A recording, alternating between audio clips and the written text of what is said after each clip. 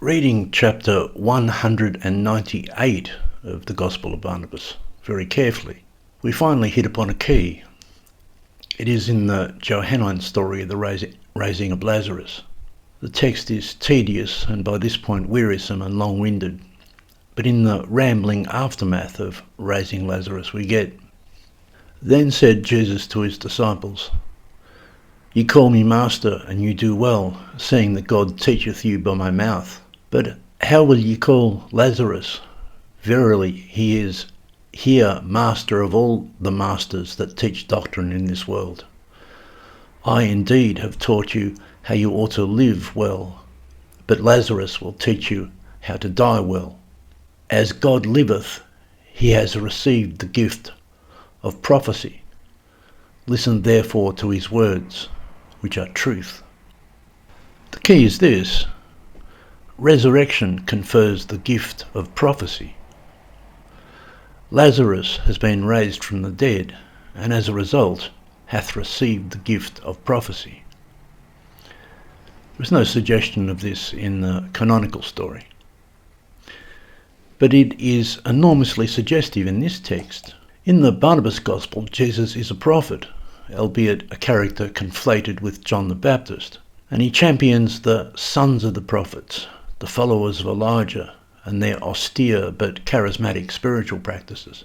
Indeed, the whole work seems to speak of a school of prophets, this school of prophets having the unmistakable imprint of the primitive Carmelites. There is a school of prophets, latter-day followers of Elijah on Mount Carmel, and they subscribe to an Elijah prophetic tradition. We have in chapter 18, "Remember the holy prophets that have been slain by the world, even as in the time of Elijah 10,000 prophets were slain by Jezebel, insomuch that scarcely did poor Elijah escape, and 7,000 sons of prophets who were hidden by the captain of Ahab's host." He draws heavily on the book of Kings. Chapter 38, "Elijah, who made the fire to rain from heaven, Elisha raised a dead man, and so many other holy prophets." Curiously, these prophets are also called the true Pharisees in chapter 144. "Verily I say unto you," said Jesus, "that all the saints and prophets of God have been Pharisees, not in name as you are, but in very deed.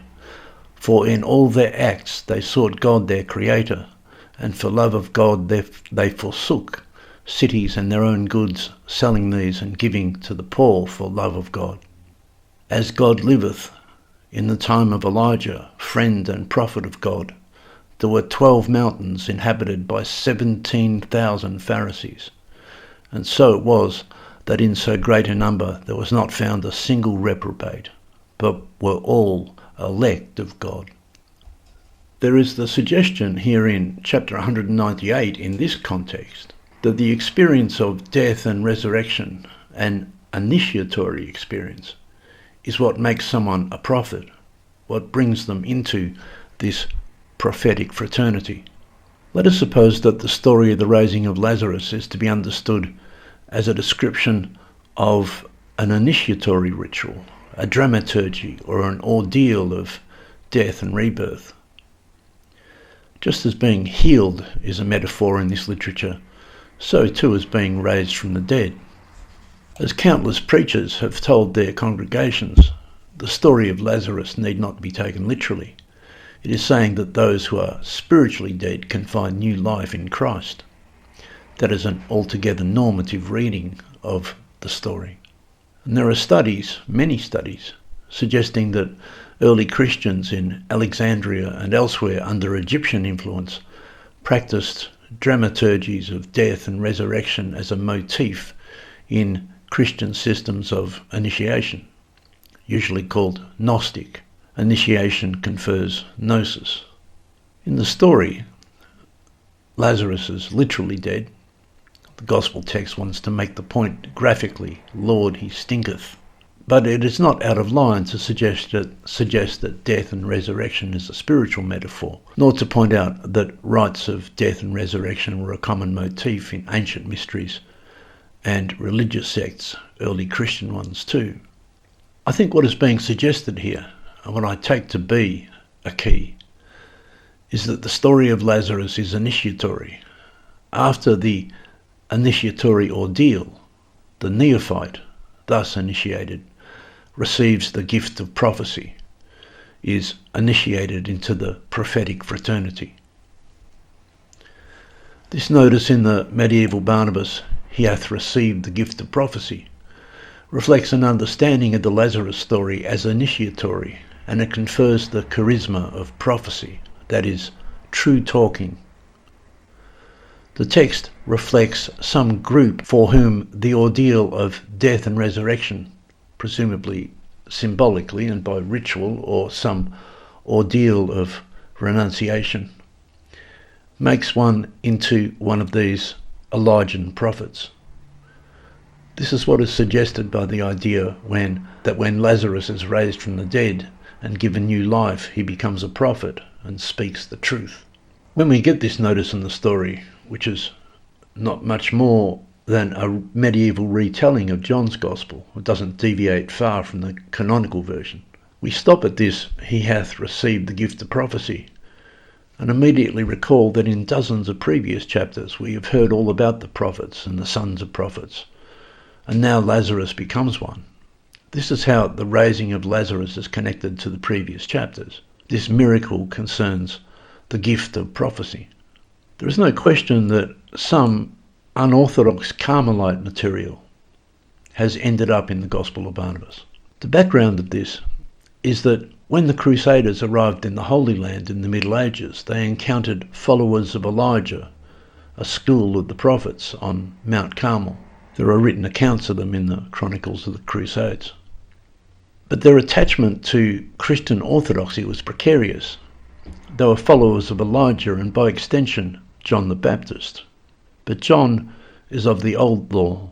It was under pressure of Latin orthodoxy that these primitive Carmelites adopted a special veneration for Mary, which has become characteristic of the Carmelites ever since, especially after they relocated into Europe at the close of the Crusades. Somehow, materials reflecting these primitive Carmelites, followers of Elijah and of John, a prophetic school, has made its way into our Gospel of Barnabas, where it is awkwardly conflated into a convert's poor understanding of the prophetic tradition of Islam. Without the Islamic veneer, we have a large body of material that is distinctly primitive Carmelite in nature, prophetic in the Elijah tradition, with a veneration and theology of the living God. "As God liveth," says Jesus, "he hath received the gift of prophecy." The living God of Mount Carmel, still a feature of Carmelite spirituality. I'm proposing that these primitive Carmelites, as reflected in our text, had among their practices some initiation for which the raising of Lazarus was the model. And it is reflected in this notice in chapter 198 of the Barnabas Gospel. The neophyte dies and is raised again, and by this means enters among the prophets. I suspect they had a similar view of baptism, namely that it is initiatory, and initiation confers powers. In Barnabas, resurrection confers prophecy, which is a knowledge, a gnosis. In chapter 196 we have, "Jesus rejoiced when he heard this, and said, See how good a thing it is to die. Lazarus hath died only once, and hath learned such doctrine as is known to the wisest men in the world that have grown old among books." Late and vexatious and bloated though it is, and not credible even as an attempted forgery, the Gospel of Barnabas is a preservation document for material otherwise lost, material that preserves a particular spiritual tradition, which is prophetic, Christo-Judaic. The primitive Carmelites had proximity and a certain affinity to the Samaritans too, which is reflected in the Gospel of Barnabas. But again, the Carmelite order survived because they reconstituted themselves within Latin orthodoxy. They became less Old Testament and more New. less attached and imitative of John and Elijah and the prophets, and more safely attached to Mary. The Gospel of Barnabas reflects material or viewpoints from before that, and in chapter 198, in the story of Lazarus, it gives a hint of an initiatory practice, such that Lazarus hath received the gift of prophecy, and a gnosis, an inner knowing. He hath learned such doctrine as is not known to the wisest men in the world that have grown old among books. The point of the raising of Lazarus in the Barnabas Gospel is to confer spiritual powers upon him, Gnostic powers, prophecy. His speech is inherently true, and he has direct knowledge from beyond the realm of books. This is what happens to those who die and are raised again. This is one of the more esoteric notices in this strange gospel.